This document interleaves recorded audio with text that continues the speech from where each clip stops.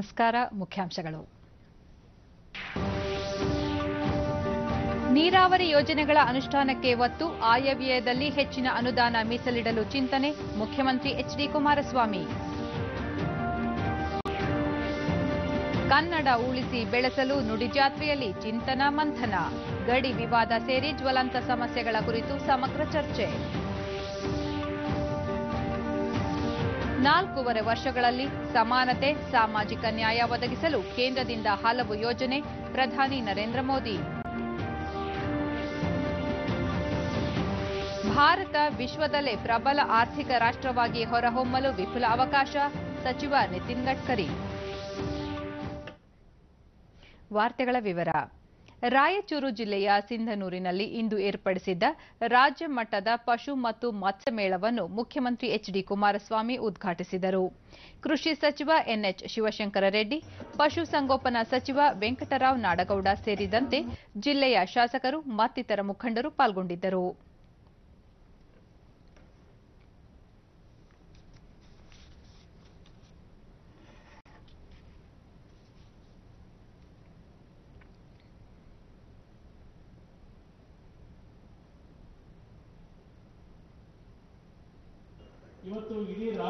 ನಂತರ ಮುಖ್ಯಮಂತ್ರಿ, ರೈತರ ಸಾಲ ಮನ್ನಾ ಮಾಡುವ ನಿರ್ಧಾರದಿಂದ ಹಿಂದೆ ಸರಿಯುವ ಪ್ರಶ್ನೆಯೇ ಇಲ್ಲ. ಸಾಲ ಮನ್ನಾ ವಿಚಾರದಲ್ಲಿ ರೈತ ಸಮುದಾಯ ಯಾವುದೇ ಗೊಂದಲಕ್ಕೆ ಒಳಗಾಗುವುದು ಬೇಡ. ಫೆಬ್ರವರಿಯಲ್ಲಿ ಮಂಡಿಸಲಾಗುವ ಬಜೆಟ್ನಲ್ಲಿ ರೈತರ ರಾಷ್ಟ್ರೀಕೃತ ಬ್ಯಾಂಕುಗಳ ಸಾಲ ಮನ್ನಾ ಘೋಷಣೆ ಮಾಡಲಾಗುವುದು ಎಂದು ಹೇಳಿದರು. ಒಂದು ಹೊಸ ರೀತಿಯ ಮಾರ್ಗಗಳನ್ನು ತಂದುಕೊಡ್ತಕ್ಕಂಥದ್ದು ನಮ್ಮ ಸರ್ಕಾರದ ಜವಾಬ್ದಾರಿ ಅಂತಕ್ಕಂಥದ್ದನ್ನ ಈ ಒಂದು ಮೇಳದಲ್ಲಿ ನಿಮ್ಮೆಲ್ಲರ ಗಮನಕ್ಕೆ ನಾನು ತರಲಿಕ್ಕೆ ಬಯಸ್ತಾ ಇದ್ದೇನೆ. ಸಚಿವ ವೆಂಕಟರಾವ್ ನಾಡಗೌಡ, ಬರ ಪರಿಸ್ಥಿತಿಯನ್ನು ಹೇಗೆ ನಿಭಾಯಿಸಬಹುದು ಎಂಬುದನ್ನು ರೈತ ಸಮುದಾಯಕ್ಕೆ ಮನವರಿಕೆ ಮಾಡಿಕೊಡಲು ಈ ಮೇಳವನ್ನು ಆಯೋಜಿಸಲಾಗಿದೆ. ಉಪಕಸುಬುಗಳಿಂದ ರೈತರು ಹೆಚ್ಚಿನ ಲಾಭ ಪಡೆದುಕೊಳ್ಳಬಹುದಾಗಿದೆ ಎಂದರು. ಮಾಡುವ ರೈತ ಆತ್ಮಹತ್ಯೆ ಮಾಡಿಕೊಂಡಿಲ್ಲ ಅಂತಕ್ಕಂಥದ್ದು ನಮ್ಮ ದಾಖಲೆಗಳಲ್ಲಿ ಕಾಣುತ್ತದೆ, ನೋಡಿದ್ದೇವೆ ನಾವು. ಹಿಂದಿನ ಒಂದು ಇದಕ್ಕೂ ಮುನ್ನ ಸುದ್ದಿಗಾರರೊಂದಿಗೆ ಕುಮಾರಸ್ವಾಮಿ, ರಾಯಚೂರಿನಲ್ಲಿ ಪ್ರತ್ಯೇಕ ವಿಶ್ವವಿದ್ಯಾಲಯ ಸ್ಥಾಪಿಸುವುದಾಗಿ ಹಿಂದಿನ ಸರ್ಕಾರ ಘೋಷಣೆ ಮಾಡಿದ್ದು, ಅದನ್ನು ಈ ವರ್ಷ ಕಾರ್ಯರೂಪಕ್ಕೆ ತರಲು ಪ್ರಯತ್ನಿಸಲಾಗುವುದು. ವಿಶ್ವವಿದ್ಯಾಲಯ ಸ್ಥಾಪನೆ ಕುರಿತಂತೆ ಈಗಾಗಲೇ ರಾಜ್ಯಪಾಲರ ಜತೆ ಚರ್ಚಿಸಲಾಗಿದೆ ಎಂದು ಹೇಳಿದರು. ರಾಜ್ಯದ ವಿವಿಧ ನೀರಾವರಿ ಯೋಜನೆಗಳ ಅನುಷ್ಠಾನಕ್ಕೆ 1,13,000 ಕೋಟಿ ರೂಪಾಯಿಗಳ ಕಾಮಗಾರಿಗಳಿಗೆ ಒಪ್ಪಿಗೆ ನೀಡಲಾಗಿದೆ. ಆದರೆ ಪ್ರತಿ ವರ್ಷ 15,000 ಕೋಟಿ ರೂಪಾಯಿಗಳನ್ನು ನೀರಾವರಿ ಯೋಜನೆಗಳಿಗೆ ಮೀಸಲಿಡಲಾಗಿದೆ. ತುಂಗಭದ್ರಾ ಜಲಾಶಯದಲ್ಲಿ ಭಾರೀ ಪ್ರಮಾಣದಲ್ಲಿ ಹೂಳು ತುಂಬಿರುವುದರಿಂದ ನೀರಿನ ಸಂಗ್ರಹ ಪ್ರಮಾಣ ಕಡಿಮೆಯಾಗುತ್ತಿದೆ. ಇಂತಹ ಸಮಸ್ಯೆಗಳಿಗೆ ಪರಿಹಾರ ಕಂಡುಕೊಳ್ಳಲು ಸಮಯಾವಕಾಶ ಬೇಕಾಗಿದೆ ಎಂದರು. ಆದರೆ ಇವತ್ತು ಹೂಳು ಶೇಖರಣೆ ಆಗುವಂಥ ಹಿನ್ನೆಲೆ ಒಳಗೆ ಈಗ 30 TMC ನೀರು ಇವತ್ತು ತುಂಬಬೇಕಾದಂಥದ್ದು ಇವತ್ತು ಅನುಪಯುಕ್ತವಾಗಿ ಹರಿದು ಹೋಗ್ತಾ ಇದೆ. ವಿದ್ಯಾಕಾಶಿ ಧಾರವಾಡದಲ್ಲಿ ನಿನ್ನೆಯಿಂದ ಆರಂಭವಾದ 3 ದಿನಗಳ 84ನೇ ಅಖಿಲ ಭಾರತ ಕನ್ನಡ ಸಾಹಿತ್ಯ ಸಮ್ಮೇಳನದಲ್ಲಿಂದು ಮಕ್ಕಳ ಸಾಹಿತ್ಯ ಸೇರಿದಂತೆ ವಿವಿಧ ಗೋಷ್ಠಿಗಳು ನಡೆದವು. ಮಕ್ಕಳ ಸಾಹಿತ್ಯ ಕುರಿತ ಚಿಂತನ ಮಂಥನದಲ್ಲಿ ಸಾಹಿತಿ ಬಸು ಬೇವಿನಗಿಡದ ಮಕ್ಕಳ ಸಾಹಿತ್ಯ ಮಾನವೀಯ ಮೌಲ್ಯ ಕುರಿತು ಬೆಳಕು ಚೆಲ್ಲಿದರು. ರಾಷ್ಟ್ರಕವಿ ಕುವೆಂಪು ಅವರ ಕತೆ, ಕಾವ್ಯ, ಕಾದಂಬರಿ ಯುವ ಪೀಳಿಗೆಗೆ ತಮ್ಮ ಸುತ್ತಮುತ್ತಲಿನ ಪರಿಸರದ ಆಗುಹೋಗುಗಳ ಬಗ್ಗೆ ಬೆಳಕು ಚೆಲ್ಲಬೇಕು. ಈ ನಿಟ್ಟಿನಲ್ಲಿ ಸಾಹಿತಿಗಳು ಚಿಂತನೆ ನಡೆಸಬೇಕು ಎಂದು ಹೇಳಿದರು. ಹೀಗಾಗಿ ಅವರ ಬಾಲಗೋಪಾಲ ನಾಟಕ ಕೂಡ ಈ ಮಕ್ಕಳಲ್ಲಿರ್ತಕ್ಕಂಥ ಮುಗ್ಧತೆ, ಆಮೇಲೆ ರುಜುತ್ವ, ಅದನ್ನು ಕೂಡ ಅವರು ಬೆಳಕಿಗೆ ತಂದರು. ಅಂದ್ರೆ ಮಕ್ಕಳಿರ್ತಕ್ಕಂಥ ಈ ಇನ್ನೋಸೆನ್ಸ್ ಅಂತ ಏನ್ ಹೇಳ್ತೇವೆ ನಾವು, ಆ ಇನ್ನೋಸೆನ್ಸ್ ಅಥವಾ ಮುಗ್ಧತೆ, ಆ ರುಜುತ್ವ, ಆ ಸರಳತೆ, ಸಂಪನ್ನತೆ ಇವುಗಳನ್ನ ಅವರು ಹಬ್ಬಕ್ಕೆ, ಅದರ ಹರಸಕ್ಕೆ ಅವರು ಆ ಕೃತಿಯಲ್ಲಿ ಬಾಲಗೋಪಾಲ ಆಗುವಂತಂದ್ರೆ ಮಕ್ಕಳ ಸಾಹಿತಿ ರಾಜೇಂದ್ರ ಗಡಾದೆ, ಮಕ್ಕಳ ಸಾಹಿತ್ಯ ಪ್ರಕಟಿಸುವ ಮಕ್ಕಳ ಪುಸ್ತಕ ಪ್ರಾಧಿಕಾರ ಸ್ಥಾಪನೆಯಾದಾಗ ಮಾತ್ರ ಮಕ್ಕಳ ಪುಸ್ತಕಗಳನ್ನು ವ್ಯವಸ್ಥಿತವಾಗಿ ತಲುಪಿಸಲು ಸಾಧ್ಯವಾಗುತ್ತದೆ ಎಂದು ಅಭಿಪ್ರಾಯಪಟ್ಟರು. ವಿವಿಧ ಯೋಜನೆಗಳಲ್ಲಿ ಪುಸ್ತಕಗಳನ್ನ ಖರೀದಿ ಮಾಡ್ತಾ ಇದ್ದಾರೆ, ಆದರೆ ಇದರ ಪ್ರಯೋಜನವನ್ನ ಎಷ್ಟು ಲೇಖಕರು ಪಡೆದಿದ್ದಾರೆ, ಎಷ್ಟು ಪ್ರಕಾಶಕರು ಪಡೆದಿದ್ದಾರೆ ಎಂಬುದನ್ನ ನಾವಿವತ್ತು ಅವಲೋಕಿಸಬೇಕಾಗಿದೆ. ಸರ್ಕಾರ ಶೀಘ್ರವಾಗಿ ಮಕ್ಕಳ ಪುಸ್ತಕ ಭರಿಸಲಾಗುತ್ತಿಲ್ಲ. ಹೀಗಾಗಿ ಮಕ್ಕಳು ಶಾಲೆಯಿಂದ ಹೊರಗುಳಿಯುವ ಪರಿಸ್ಥಿತಿ ಎದುರಾಗಿದೆ. ಕನ್ನಡ ಶಾಲೆಗಳನ್ನು ಉಳಿಸುವ ನಿಟ್ಟಿನಲ್ಲಿ ಸರ್ಕಾರ ಹೆಚ್ಚಿನ ಹಣ ವ್ಯಯ ಮಾಡಬೇಕೆಂದು ಒತ್ತಾಯಿಸಿದರು. ಯಾಕೆ ನಾವು ಒಳಗಾಗಿದ್ದೀವಿ? ಈ 14,000 ಶಾಲೆಗಳು 30ಕ್ಕಿಂತ ಮಕ್ಕಳು ಕಡಿಮೆ ಇದ್ದಾರಲ್ಲ, ಯಾಕೆ ಅಲ್ಲಿ ಆ ತರ ಆಗಿದೆ ಅನ್ನೋದನ್ನ ಒಂದು ಸಾರಿಯಾದರೂ ಪರಾಮರ್ಶೆಗೆ ಅಥವಾ ಅಂತರಾವಲೋಕನಕ್ಕೆ ಒಳಪಡಿಸಿದೆಯಾ ಸರ್ಕಾರ ಅನ್ನೋದು ಬಹಳ ಮುಖ್ಯ ಆಗತ್ತೆ. ಯಾಕೆ ಅಂತ ಹೇಳಿದ್ರೆ ಮುಚ್ಚೋದು ದೊಡ್ಡದಲ್ಲ, ಆದರೆ ಮುಚ್ಚಿದ ನಂತರ ಕಟ್ಟಕಡೆಯ ಮನುಷ್ಯನಿಗೂ ಕೂಡ ಆ ತರದ ಒಂದು ಬದುಕನ್ನ, ಭವಿಷ್ಯವನ್ನ, ಆಯ್ತಾ, ಒಂದು ಒಂದು ಉತ್ತಮವಾದ ಘನತೆ, ಗೌರವದ, ಒಂದು ಸ್ವಾಭಿಮಾನದ ಒಂದು ಬದುಕನ್ನ ಕಟ್ಕೊಳ್ಳೋದಕ್ಕೆ ಸಾಧ್ಯ ಮಾಡ್ತಿದೆಯಾ ಸರ್ಕಾರ ಅನ್ನೋದು. ಅಬ್ದುಲ್ ರೆಹಮಾನ್ ಪಾಷಾ, ಹಿರಿಯ ಸಾಹಿತಿಗಳು ಕನ್ನಡ ಭಾಷೆಯನ್ನು ಉಳಿಸಲು ಹೋರಾಟ ಮಾಡುತ್ತಿದ್ದಾರೆ, ಆದರೆ ಭಾವನಾತ್ಮಕ ಮಾತುಗಳು ಜನಸಾಮಾನ್ಯರಿಗೆ ಅರ್ಥವಾಗುತ್ತಿಲ್ಲ ಎಂದರು. ನಿಜ ಅಂತಂದ್ರೆ ಕನ್ನಡ ಮಾಧ್ಯಮದ ಬಿಕ್ಕಟ್ಟನ್ನು ಎದುರಿಸ್ತಾರೋ ಇಂಗ್ಲಿಷ್ ಮಾಧ್ಯಮ ಶಾಲೆಗಳಿಗಿಂತ ಹೆಚ್ಚಾಗಿ ಕನ್ನಡ ಮಾಧ್ಯಮ ಅಂತಂದ್ರೆ ಸರ್ಕಾರಿ ಶಾಲೆಗಳಲ್ಲಿಯೇ ಅಂತ ಹೇಳಬೇಕಾಗುತ್ತೆ. ದಯವಿಟ್ಟು ಗಮನಿಸಿ. ಕನ್ನಡ ಹಿರಿಯ ಸಾಹಿತಿಗಳು ಪ್ರತಿಭಟಿಸ್ತಾನೆ ಇದ್ದಾರೆ, ಆದರೆ ಅವರಲ್ಲಿ ಹೆಚ್ಚಿನವರ ಕಾಳಜಿ ಇದ್ದದ್ದು ಕನ್ನಡ ಭಾಷೆಯನ್ನ ಉಳಿಸಬೇಕು ಅಂತ.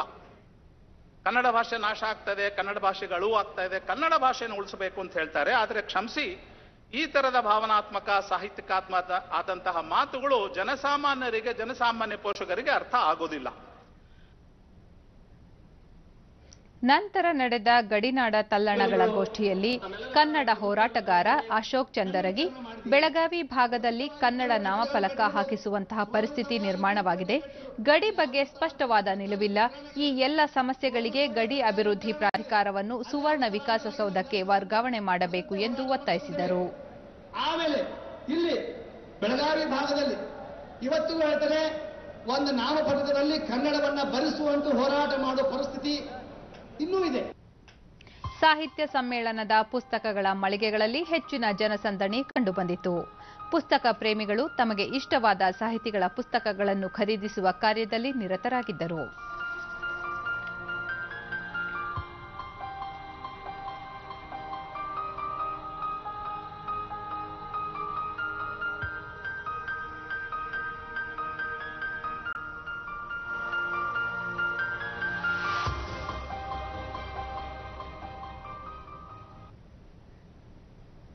ಜಿಲ್ಲಾ ಕೃಷಿ ಇಲಾಖೆ ಹಾಗೂ ಪ್ರಾಂತೀಯ ಸಹಕಾರ ಸಂಘಗಳ ಒಕ್ಕೂಟದ ಆಶ್ರಯದಲ್ಲಿ ತುಮಕೂರಿನಲ್ಲಿ ಇಂದಿನಿಂದ ಆಯೋಜಿಸಿರುವ 2 ದಿನಗಳ ಸಾವಯವ ಮತ್ತು ಸಿರಿಧಾನ್ಯ ಮೇಳಕ್ಕೆ ಉಪಮುಖ್ಯಮಂತ್ರಿ ಡಾ. ಜಿ. ಪರಮೇಶ್ವರ್ ಚಾಲನೆ ನೀಡಿದರು.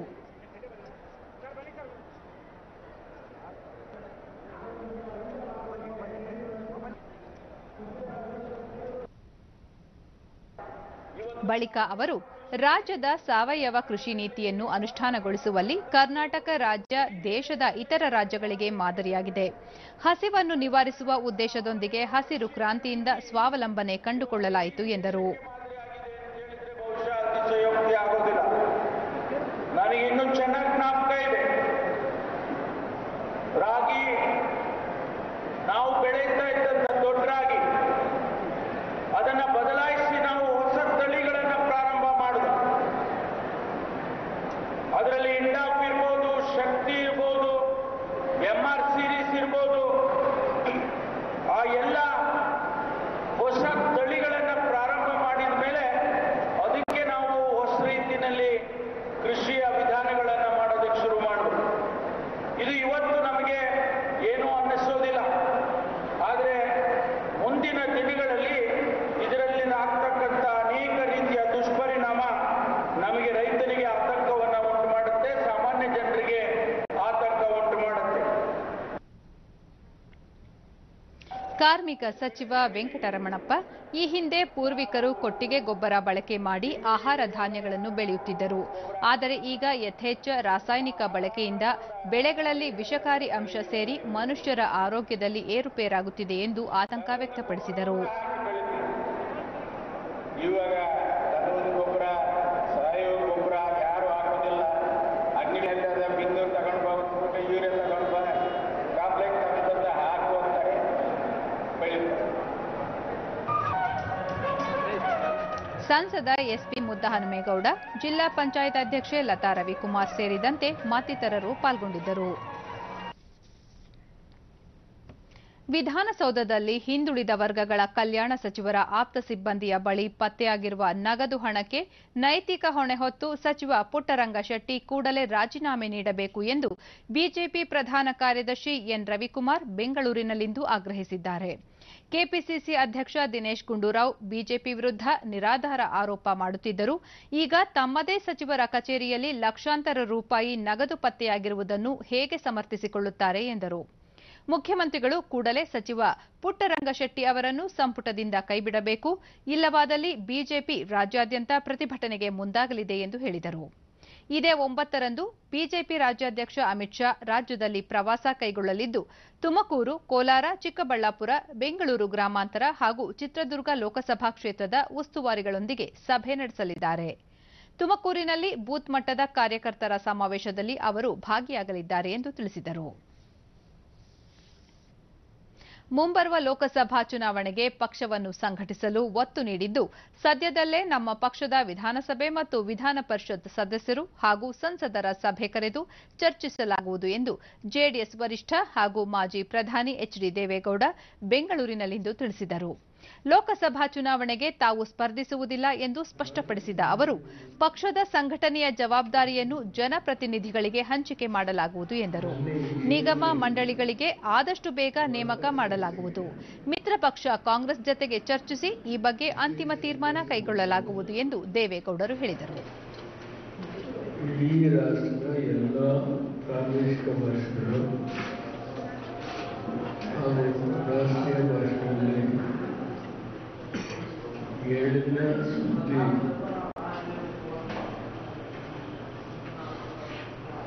ಹೆಸರಾಯಿತು. 2019ರ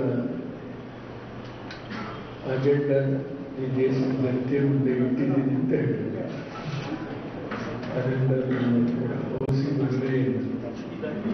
ಅದರ ಬಗ್ಗೆ ಯಾವುದೇ ಟೀಕೆ ಹೇಳ್ತಾ ಇಲ್ಲ. ಆದರೆ ನಮ್ದು ಹಾಗಾಗಲಿಲ್ಲ. ಮಾಜಿ ಶಾಸಕ ವೈಎಸ್ವಿ ದತ್ತ, ಕನ್ನಡದ ಅಸ್ತಿತ್ವ ಮತ್ತು ಅಸ್ಮಿತೆಯನ್ನು ಉಳಿಸಿಕೊಳ್ಳಲು ಮುಖ್ಯಮಂತ್ರಿ ಕುಮಾರಸ್ವಾಮಿ ಅವರಿಗೆ ಬದ್ಧತೆ ಇದೆ. ಸರ್ಕಾರಿ ಶಾಲೆಗಳಲ್ಲಿ ಇಂಗ್ಲಿಷ್ ಭಾಷೆಯನ್ನು ಕಲಿಸುವ ಸಂಬಂಧ ಸದ್ಯದಲ್ಲಿಯೇ ಸಾಹಿತಿಗಳು ಮತ್ತು ಶಿಕ್ಷಣ ತಜ್ಞರೊಂದಿಗೆ ಚರ್ಚಿಸುವುದಾಗಿ ತಿಳಿಸಿದ್ದಾರೆ ಎಂದು ಹೇಳಿದರು.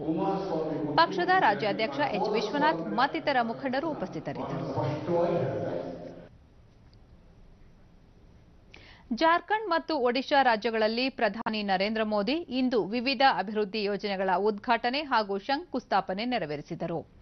ಒಡಿಶಾದ ಬರಿಪಾದಾದಲ್ಲಿ ನಡೆದ ಸಮಾರಂಭದಲ್ಲಿ ಪ್ರಧಾನಿ 4,500 ಕೋಟಿ ರೂಪಾಯಿಗೂ ಹೆಚ್ಚು ಮೊತ್ತದ ಬಾಲ್ಸೋರ್ ಹಲ್ದಿಯಾ ದುರ್ಗಾಪುರ್ ವಿಭಾಗದ ಎಲ್ಪಿಜಿ ಪೈಪ್ಲೈನ್ ಯೋಜನೆ, ವಿವಿಧ ರಾಷ್ಟ್ರೀಯ ಹೆದ್ದಾರಿಗಳನ್ನು 4 ಪಥಗಳಾಗಿ ಮೇಲ್ದರ್ಜೆಗೇರಿಸುವ ಕಾಮಗಾರಿಗಳಿಗೆ ಶಂಕುಸ್ಥಾಪನೆ ನೆರವೇರಿಸಿದರು. ಟಾಟಾ ನಗರದಿಂದ ಬದಮ್ ಶಹರ್ ನಡುವಣ 2ನೇ ಪ್ಯಾಸೆಂಜರ್ ರೈಲಿಗೆ ಪ್ರಧಾನಿ ಮೋದಿ ಹಸಿರು ನಿಶಾನೆ ತೋರಿದರು. ಕೇಂದ್ರ ಪೆಟ್ರೋಲಿಯಂ ಸಚಿವ ಧರ್ಮೇಂದ್ರ ಪ್ರಧಾನ್ ಮತ್ತಿತರರು ಹಾಜರಿದ್ದರು. ಬಳಿಕ ನರೇಂದ್ರ ಮೋದಿ, ಕೇಂದ್ರ ಸರ್ಕಾರ ಕಳೆದ 4.5 ವರ್ಷಗಳಲ್ಲಿ ಸಮಾನತೆ ಮತ್ತು ಸಾಮಾಜಿಕ ನ್ಯಾಯದೊಂದಿಗೆ ವಿವಿಧ ಯೋಜನೆಗಳನ್ನು ಜಾರಿಗೆ ತಂದಿದೆ. ರಫೇಲ್ ಒಪ್ಪಂದ ಕುರಿತಂತೆ ರಕ್ಷಣಾ ಸಚಿವೆ ನಿರ್ಮಲಾ ಸೀತಾರಾಮನ್ ಲೋಕಸಭೆಯಲ್ಲಿ ಪ್ರತಿಪಕ್ಷಗಳಿಗೆ ಸರಿಯಾಗಿ ಮನದಟ್ಟು ಮಾಡಿದ್ದಾರೆ. ಅಗಸ್ಟಾ ವೆಸ್ಟ್ಲ್ಯಾಂಡ್ ಪ್ರಕರಣದಲ್ಲಿ ಮಧ್ಯವರ್ತಿ ಎನ್ನಲಾದ ಮಿಶೆಲ್ಗೆ ಕಾಂಗ್ರೆಸ್ನೊಂದಿಗೆ ಸಂಪರ್ಕವಿರುವುದು ಸ್ಪಷ್ಟವಾಗಿದೆ ಎಂದರು.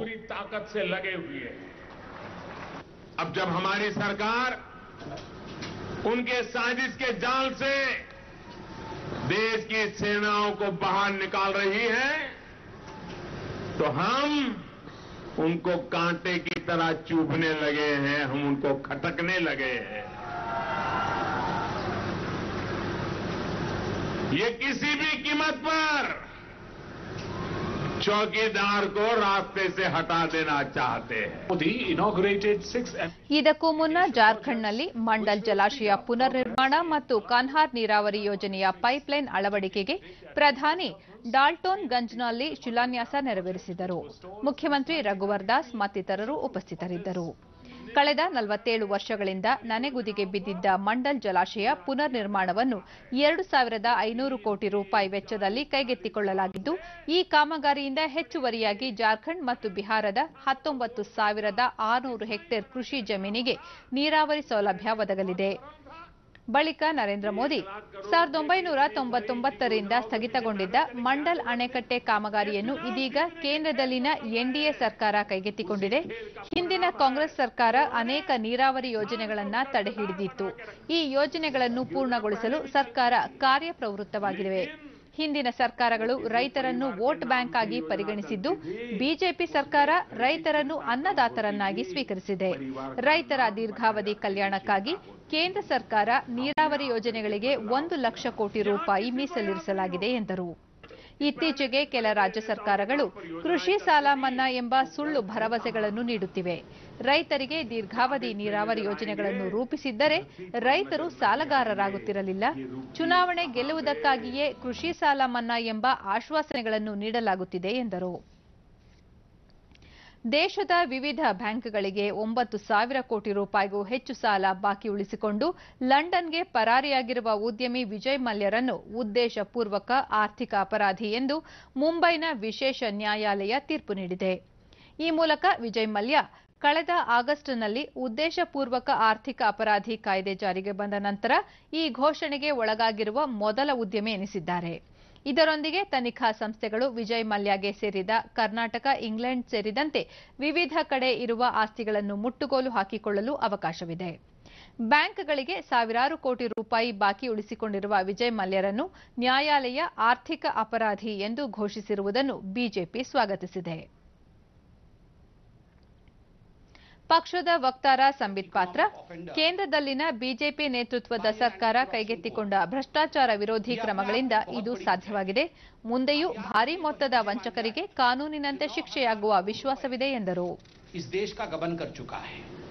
जिस प्रकार से विजय माल्या देश छोड़ के गया और जिस प्रकार से विजय माल्या ने कोऑपरेट नहीं किया देश के एजेंसीज के साथ, आज नतीजा सामने आया है. आज ये जो एंटी करप्शन फाइट है मोदी सरकार की, it's a feather in the cap of this fight. ಜ್ಞಾನವನ್ನು ಸಂಪತ್ತಾಗಿ ಪರಿವರ್ತಿಸುವತ್ತ ಉನ್ನತ ಶಿಕ್ಷಣ ಪದವೀಧರರು ಯತ್ನಿಸಬೇಕು ಎಂದು ಕೇಂದ್ರ ಭೂಸಾರಿಗೆ ಹಾಗೂ ಹೆದ್ದಾರಿ ಖಾತೆ ಸಚಿವ ನಿತಿನ್ ಗಡ್ಕರಿ ಕಿವಿಮಾತು ಹೇಳಿದ್ದಾರೆ. ಐಐಟಿ ಬಾಂಬೆಯಲ್ಲಿ ಆಯೋಜಿಸಲಾಗಿದ್ದ ಪರಿವರ್ತನೆಯತ್ತ ಭಾರತ ಕುರಿತ ವಿಷಯವಾಗಿ ಮಾತನಾಡಿದ ಅವರು, ಆವಿಷ್ಕಾರ, ಉದ್ಯಮಶೀಲತೆ, ಸಂಶೋಧನೆ, ವಿಜ್ಞಾನ ಮತ್ತು ತಂತ್ರಜ್ಞಾನ ಇವೆಲ್ಲವೂ ಜ್ಞಾನವೇ ಆಗಿದ್ದು ಇವನ್ನು ಸಂಪತ್ತಾಗಿ ಪರಿವರ್ತಿಸಿಕೊಳ್ಳಬೇಕಾಗಿದೆ. ಭಾರತದ ಮಾಹಿತಿ ತಂತ್ರಜ್ಞಾನ ಪರಿಣಿತರು ಹಾಗೂ ವೈದ್ಯರನ್ನು ಜಾಗತಿಕ ಮಟ್ಟದಲ್ಲಿ ಗುರುತಿಸಿ ಸ್ವೀಕರಿಸಲಾಗುತ್ತಿದೆ. ಭಾರತ ಇಡೀ ವಿಶ್ವದಲ್ಲೇ ಪ್ರಬಲ ಆರ್ಥಿಕತೆಯಾಗಿ ಹೊರಹೊಮ್ಮಲು ವಿಪುಲ ಅವಕಾಶಗಳಿವೆ ಎಂದರು.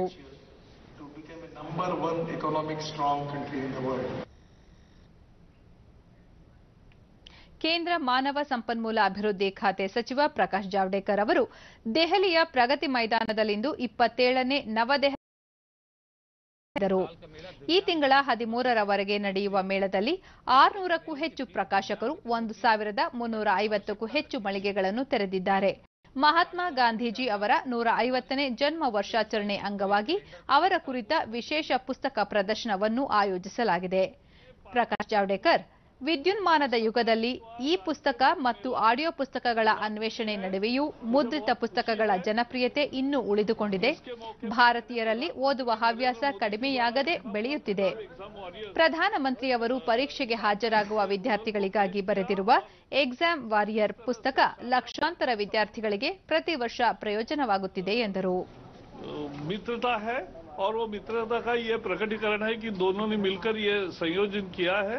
नरेंद्र मोदी जी ने एक पिछले साल किताब लिखा जिसका नाम है एग्जाम वॉरियर. करोड़ों छात्र हर साल परीक्षा देते हैं, लेकिन परीक्षा कहते ही एक टेंशन आता है, एक स्ट्रेस होता है. तो स्ट्रेस के बिना परीक्षा को कैसे करें, जिंदगी की चुनौतियों को सामना और उसको सहर्ष स्वागत बिना चुनौती का कैसे करें, बिना कठिनाई से कैसे. ಹಿಂದಿ ಸೇರಿದಂತೆ ಪ್ರಾದೇಶಿಕ ಭಾಷೆಗಳ ಬೆಳವಣಿಗೆಗೆ ಕೇಂದ್ರ ಸರ್ಕಾರ ಪ್ರೋತ್ಸಾಹಿಸುತ್ತಿದೆ ಎಂದು ವಿದೇಶಾಂಗ ಸಚಿವೆ ಸುಷ್ಮಾ ಸ್ವರಾಜ್ ಹೇಳಿದ್ದಾರೆ. ಚೆನ್ನೈನಲ್ಲಿಂದು ದಕ್ಷಿಣ ಭಾರತ ಹಿಂದಿ ಪ್ರಚಾರ ಸಭಾದ ಘಟಿಕೋತ್ಸವ ಭಾಷಣ ಮಾಡಿದ ಅವರು, ಭಾರತದಲ್ಲಷ್ಟೇ ಅಲ್ಲದೆ ವಿಶ್ವದ ಇತರ ದೇಶಗಳಲ್ಲೂ ಹಿಂದಿ ಬಗ್ಗೆ ಆಸಕ್ತಿ ಹೆಚ್ಚಾಗುತ್ತಿದೆ. ಅನೇಕ ದೇಶಗಳ ವಿಶ್ವವಿದ್ಯಾಲಯಗಳು ಹಿಂದಿ ಅಧ್ಯಯನ ಪೀಠಗಳನ್ನು ಸ್ಥಾಪಿಸಲು ಮುಂದಾಗಿವೆ. ವಿಶ್ವಸಂಸ್ಥೆಯೊಂದಿಗೆ ಮಾಡಿಕೊಳ್ಳಲಾದ ಒಪ್ಪಂದದಿಂದ ವಿಶ್ವಸಂಸ್ಥೆಯ ವಾರ್ತಾ ಸಂಚಿಕೆಗಳಲ್ಲಿ ವಾರಕ್ಕೊಮ್ಮೆ ಹಿಂದಿ ಭಾಷೆ ಸಂಚಿಕೆ ಪ್ರಸಾರವಾಗುತ್ತಿದೆ. ಅಲ್ಲದೆ ವಿಶ್ವಸಂಸ್ಥೆಯ ಫೇಸ್ಬುಕ್ ಮತ್ತಿತರ ಸಾಮಾಜಿಕ ಮಾಧ್ಯಮಗಳಲ್ಲಿ ಹಿಂದಿಯನ್ನು ಬಳಸಿಕೊಳ್ಳಲಾಗಿದೆ ಎಂದರು.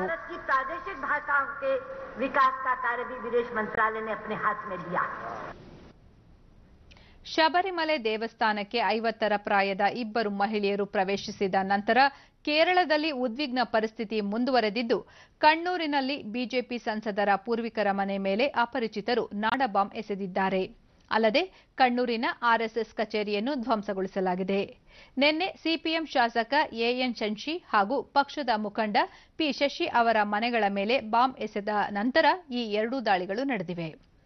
ಕಣ್ಣೂರಿನಲ್ಲಿರುವ ರಾಜ್ಯಸಭಾ ಸದಸ್ಯ ವಿ ಮುರಳೀಧರನ್ ಅವರ ಪೂರ್ವಿಕರ ಮನೆ ಮೇಲೆ ಬಾಂಬ್ ಎಸೆಯಲಾಗಿದ್ದು, ಯಾರೊಬ್ಬರಿಗೂ ಗಾಯಗೊಂಡಿಲ್ಲ ಎಂದು ಪೊಲೀಸರು ತಿಳಿಸಿರುವುದಾಗಿ ಸುದ್ದಿಸಂಸ್ಥೆ ವರದಿ ಮಾಡಿದೆ. ಕೇರಳದಲ್ಲಿ ನಡೆಯುತ್ತಿರುವ ಹಿಂಸಾಚಾರ ಘಟನೆಗಳನ್ನು ಬಿಜೆಪಿ ಖಂಡಿಸಿದ್ದು, ರಾಜ್ಯದಲ್ಲಿನ ಎಡರಂಗ ಸರ್ಕಾರವೇ ಹಿಂಸಾಚಾರಕ್ಕೆ ಕುಮ್ಮಕ್ಕು ನೀಡುತ್ತಿದೆ ಎಂದು ಆರೋಪಿಸಿದೆ. ಬಿಜೆಪಿ ವಕ್ತಾರ ಜಿವಿಎಲ್ ನರಸಿಂಹರಾವ್, ಅಯ್ಯಪ್ಪ ಭಕ್ತರು ಶಬರಿಮಲೆಗೆ ಹೋಗದಂತೆ ರಾಜ್ಯದಲ್ಲಿನ ಕಮ್ಯುನಿಸ್ಟ್ ಸರ್ಕಾರ ತಡೆಯುತ್ತಿದೆ. ಬಿಜೆಪಿ ಮತ್ತು ಆರ್ಎಸ್ಎಸ್ ಕಾರ್ಯಕರ್ತರನ್ನು ಗುರಿಯಾಗಿಸಿಕೊಂಡು ದಾಳಿಗಳನ್ನು ನಡೆಸುತ್ತಿದೆ. ರಾಜ್ಯ ಸರ್ಕಾರ ಕಾನೂನು ಸುವ್ಯವಸ್ಥೆ ಕಾಪಾಡದಿದ್ದಲ್ಲಿ ಕಾನೂನು ಕ್ರಮ ಎದುರಿಸಬೇಕಾಗುತ್ತದೆ ಎಂದು ಎಚ್ಚರಿಸಿದ್ದಾರೆ. सबरीमला के जो डिवोटीज हैं उनकी आस्थाओं को नजरअंदाज करते हुए जिस प्रकार एक राजनीतिक रंग देकर के इससे राजनीतिक फायदा लेने की जो पिनराई विजयन की सरकार काम कर रही है, हम इसकी घोर निंदा करते हैं. हमारे नेताओं को, कार्यकर्ताओं को कुचलने की एक प्रयास फिर एक बार सबरीमला के आड़ में. ಕೊಪ್ಪಳ ಜಿಲ್ಲೆಯ ಯಲಬುರ್ಗಾ ತಾಲೂಕಿನ ವಿವಿಧ ಗ್ರಾಮಗಳಲ್ಲಿ ಇಂದು ಎಳ್ಳಮಾವಾಸ್ಯೆ ಪ್ರಯುಕ್ತ ಚರಗ ಆಚರಿಸಲಾಯಿತು.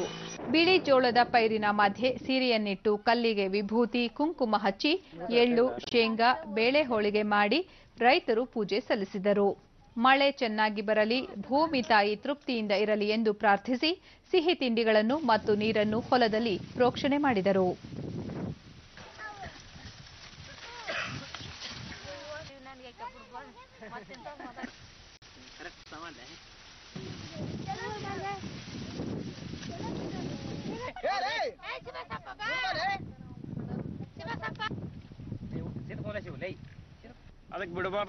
ಡಿಡಿ ನ್ಯೂಸ್ನೊಂದಿಗೆ ಬಸವರಾಜ, ಹಿರಿಯರು ಆಚರಿಸಿಕೊಂಡು ಬಂದಿರುವ ಚರಗವನ್ನು ಆಚರಿಸಿಕೊಂಡು ಬರುತ್ತಿದ್ದೇವೆ ಎಂದರು. ಎಲ್ಲರೂ ಕೂಡಿ ಊಟ ಮಾಡಿ ಚರಗ ಚೆಲ್ಲಿ ಒಂದು ಹಸಿರು ಬೆಳೆ ನೋಡಿ ಬಹಳ ಸಂತೋಷ ಆಗುತ್ತೆ.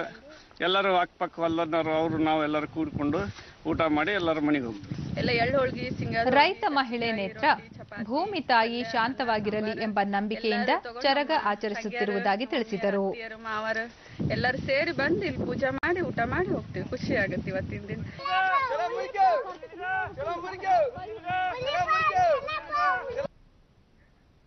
ಸ್ನೇಹದೀಪ ದಿವ್ಯಾಂಗ ಟ್ರಸ್ಟ್ ವತಿಯಿಂದ ಇಂದಿನಿಂದ 2 ದಿನಗಳ ಕಾಲ ರಾಜ್ಯ ಮಟ್ಟದ ಸಾಂಸ್ಕೃತಿಕ ಕಾರ್ಯಕ್ರಮ ಬೆಂಗಳೂರಿನಲ್ಲಿಂದು ಆರಂಭವಾಗಿದೆ. 450ಕ್ಕೂ ಹೆಚ್ಚು ದಿವ್ಯಾಂಗ ಪ್ರತಿಭೆಗಳು ಪಾಲ್ಗೊಂಡಿದ್ದು, ಭಾವಗೀತೆ, ಜಾನಪದ ಗೀತೆ, ಹಿಂದೂಸ್ತಾನಿ ಸಂಗೀತ ಸೇರಿದಂತೆ ಇನ್ನಿತರ ಕಾರ್ಯಕ್ರಮಗಳನ್ನು ಆಯೋಜಿಸಲಾಗಿದೆ. ಮಕ್ಕಳು ನಡೆಸಿಕೊಟ್ಟ ಹಚ್ಚೇವು ಕನ್ನಡದ ದೀಪ ಮತ್ತು ಕಂಸಾಳೆ ನೃತ್ಯ ಗಮನ ಸೆಳೆಯಿತು. ದೇಶದ ಪ್ರತಿಯೊಂದು ಬಡ ಕುಟುಂಬಕ್ಕೆ ಉತ್ತಮ ಆರೋಗ್ಯ ಸೇವೆ ಕಲ್ಪಿಸಬೇಕು ಎನ್ನುವ ಧ್ಯೇಯದೊಂದಿಗೆ ಕೇಂದ್ರ ಸರ್ಕಾರ ಜಾರಿಗೆ ತಂದಿರುವ ಆಯುಷ್ಮಾನ್ ಭಾರತ್ ಯೋಜನೆ ಯಶಸ್ವಿಯಾಗಿದೆ. ರಾಜ್ಯದ ಸಾವಿರಾರು ಕುಟುಂಬ ಸದಸ್ಯರು ಯೋಜನೆಯ ಫಲಾನುಭವಿಗಳಾಗಿದ್ದು ಅರ್ಹತಾ ಪತ್ರಗಳನ್ನು ಪಡೆಯುತ್ತಿದ್ದಾರೆ. ಶಿವಮೊಗ್ಗ ಜಿಲ್ಲೆಯಲ್ಲಿ ಒಟ್ಟು 1,60,212 ಅರ್ಹ ಕುಟುಂಬಗಳಿಗೆ ಅರ್ಹತಾ ಪತ್ರಗಳು ತಲುಪಿದ್ದು, ಇಲ್ಲಿನ ಅಂಚೆ ಇಲಾಖೆ ಸಿಬ್ಬಂದಿ ಮನೆ ಮನೆಗೆ ತೆರಳಿ ಫಲಾನುಭವಿಗಳಿಗೆ ಅರ್ಹತಾ ಪತ್ರಗಳನ್ನು ವಿತರಿಸುತ್ತಿದ್ದಾರೆ. ಒಟ್ಟು 184 ಕಾಯಿಲೆಗಳಿಗೆ ಚಿಕಿತ್ಸೆ ನೀಡುವಂತಹ 5 ಲಕ್ಷ ರೂಪಾಯಿ ವಿಮೆ ಒಳಗೊಂಡ ಈ ಯೋಜನೆಯ ಬಗ್ಗೆ ಜನರಿಗೆ ಮಾಹಿತಿ ನೀಡಲು ಜಿಲ್ಲೆಯಲ್ಲಿ 18 ಆರೋಗ್ಯ ಮಿತ್ರರು ಕಾರ್ಯನಿರ್ವಹಿಸುತ್ತಿದ್ದಾರೆ. ಈ ಕುರಿತು ಪ್ರತಿಕ್ರಿಯಿಸಿರುವ ಫಲಾನುಭವಿ ಕಾಲೇಜು ವಿದ್ಯಾರ್ಥಿನಿ ಜೆಸ್ಸಿ, ಯೋಜನೆಯಡಿ ನಮ್ಮ ಕುಟುಂಬ ಆಯ್ಕೆಯಾಗಿರುವುದು ಖುಷಿ ತಂದಿದೆ ಎಂದಿದ್ದಾರೆ. ಮತ್ತೊಬ್ಬ ಫಲಾನುಭವಿ ಸುಪ್ರೀತಾ, ಯೋಜನೆಯಡಿ ನಮ್ಮ ಕುಟುಂಬವನ್ನು ಸೇರಿಸಲಾಗಿದ್ದು ನಮ್ಮ ಆರೋಗ್ಯ ಚಿಕಿತ್ಸೆಗೆ ಸರ್ಕಾರವೇ ವೆಚ್ಚ ಭರಿಸುವುದು ಸಂತಸದ ಸಂಗತಿ ಎಂದಿದ್ದಾರೆ. ಶಿವಮೊಗ್ಗ ಅಂಚೆ ಇಲಾಖೆ ಸಾರ್ವಜನಿಕ ಸಂಪರ್ಕಾಧಿಕಾರಿ ಶಶಿಧರ್, ಪ್ರಧಾನಿ ನರೇಂದ್ರ ಮೋದಿ ಅವರ ಮಹತ್ತರ ಯೋಜನೆಗಳಲ್ಲಿ ಇದು ಒಂದಾಗಿದೆ ಎಂದು ತಿಳಿಸಿದ್ದಾರೆ. ಪೋಸ್ಟ್ ಮಾಸ್ಟರ್ ಪಿಎಸ್ ಮಂಜುನಾಥ್, ಬಡವರಿಗೆ ಉತ್ತಮ ಆರೋಗ್ಯ ಕಲ್ಪಿಸುವ ಪ್ರಯತ್ನ ಇದಾಗಿದ್ದು ಬಹಳಷ್ಟು ಕುಟುಂಬಗಳಿಗೆ ಯೋಜನೆ ವರದಾನವಾಗಿದೆ ಎಂದು ಶ್ಲಾಘಿಸಿದ್ದಾರೆ. ಅಂಚೆ ಸಹಾಯಕ ಪ್ರಕಾಶ್, ಯೋಜನೆಯ ಅರ್ಹತಾ ಪತ್ರಗಳನ್ನು ಮನೆ ಮನೆಗೆ ತಲುಪಿಸುವ ಕಾರ್ಯ ಈಗಾಗಲೇ ಆರಂಭವಾಗಿದೆ. ಆರಂಭಿಕ ಹಂತದಲ್ಲಿ 8,000 ಪತ್ರಗಳನ್ನು ತಲುಪಿಸಿದ್ದೇವೆ. ಇನ್ನೂ 5 ಲಕ್ಷಕ್ಕೂ ಹೆಚ್ಚು ಪತ್ರಗಳನ್ನು ತಲುಪಿಸಬೇಕಿದೆ ಎಂದು ಹೇಳಿದ್ದಾರೆ. ಜಮ್ಮು ಕಾಶ್ಮೀರದ ಪುಲ್ವಾಮಾ ಜಿಲ್ಲೆಯಲ್ಲಿ ಭದ್ರತಾ ಪಡೆಗಳು ಹಾಗೂ ಭಯೋತ್ಪಾದಕರ ನಡುವೆ ಮುಂದುವರೆದಿರುವ ಗುಂಡಿನ ಚಕಮಕಿಯಲ್ಲಿ ಓರ್ವ ಸಿಆರ್ಪಿಎಫ್ ಯೋಧ ತೀವ್ರವಾಗಿ ಗಾಯಗೊಂಡಿದ್ದಾರೆ. ಆರಿಪಾಲ್ ಗ್ರಾಮದಲ್ಲಿ ಭಯೋತ್ಪಾದಕರು ಅಡಗಿದ್ದಾರೆಂದು ಖಚಿತ ಮಾಹಿತಿ ಆಧರಿಸಿ ಭದ್ರತಾ ಪಡೆಗಳು ತೀವ್ರ ಶೋಧ ಕಾರ್ಯಾಚರಣೆ ನಡೆಸಿದವು. ಈ ವೇಳೆ ಭಯೋತ್ಪಾದಕರು ಗುಂಡು ಹಾರಿಸಿದ್ದು, ಇದಕ್ಕೆ ಪ್ರತಿಯಾಗಿ ಭದ್ರತಾ ಪಡೆಗಳು ಪ್ರತ್ಯುತ್ತರ ನೀಡಿದ್ದು ಗುಂಡಿನ ಕಾಳಗ ಮುಂದುವರೆದಿದೆ ಎಂದು ಪೊಲೀಸರು ತಿಳಿಸಿದ್ದಾರೆ. ಕ್ರಿಕೆಟ್. ಭಾರತ ಹಾಗೂ ಆಸ್ಟ್ರೇಲಿಯಾ ನಡುವೆ ಸಿಡ್ನಿಯಲ್ಲಿ ನಡೆಯುತ್ತಿರುವ 4ನೇ ಕ್ರಿಕೆಟ್ ಟೆಸ್ಟ್ ಪಂದ್ಯದ ಮೊದಲ ಇನ್ನಿಂಗ್ಸ್ನಲ್ಲಿ ಪ್ರವಾಸಿ ತಂಡ ಮೇಲುಗೈ ಸಾಧಿಸಿದೆ. ಭಾರತ 7 ವಿಕೆಟ್ ನಷ್ಟಕ್ಕೆ ಪೇರಿಸಿದ 622 ರನ್ಗಳ ಬೃಹತ್ ಮೊತ್ತ ಬೆನ್ನತ್ತಿದ್ದ ಆಸ್ಟ್ರೇಲಿಯಾ 3ನೇ ದಿನದಾಂತ್ಯಕ್ಕೆ 6 ವಿಕೆಟ್ ನಷ್ಟಕ್ಕೆ 236 ರನ್ ಗಳಿಸಿದೆ. ಈ ಮೂಲಕ ಆತಿಥೇಯ ತಂಡ 386 ರನ್ಗಳ ಹಿನ್ನಡೆ ಸಾಧಿಸಿದೆ. ಭಾರತದ ಪರ ಕುಲ್ದೀಪ್ ಯಾದವ್ 3, ರವೀಂದ್ರ ಜಡೇಜಾ 2 ವಿಕೆಟ್ ಪಡೆದಿದ್ದಾರೆ. ಸರಣಿಯ ಅಂತಿಮ ಪಂದ್ಯ ಇದಾಗಿದ್ದು ಭಾರತ ಈಗಾಗಲೇ 2-1 ಮುನ್ನಡೆ ಕಾಯ್ದುಕೊಂಡಿದೆ.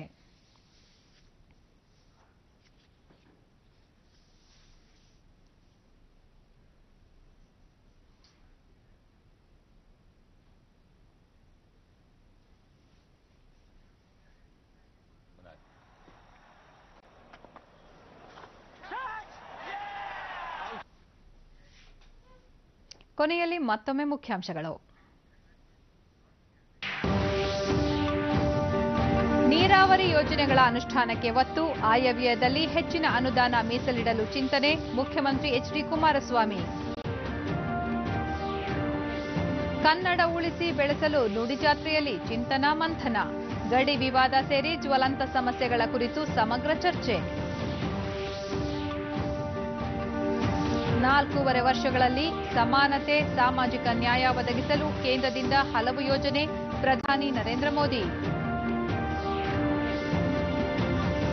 ಭಾರತ ವಿಶ್ವದಲ್ಲೇ ಪ್ರಬಲ ಆರ್ಥಿಕ ರಾಷ್ಟ್ರವಾಗಿ ಹೊರಹೊಮ್ಮಲು ವಿಪುಲ ಅವಕಾಶ, ಸಚಿವ ನಿತಿನ್ ಗಡ್ಕರಿ.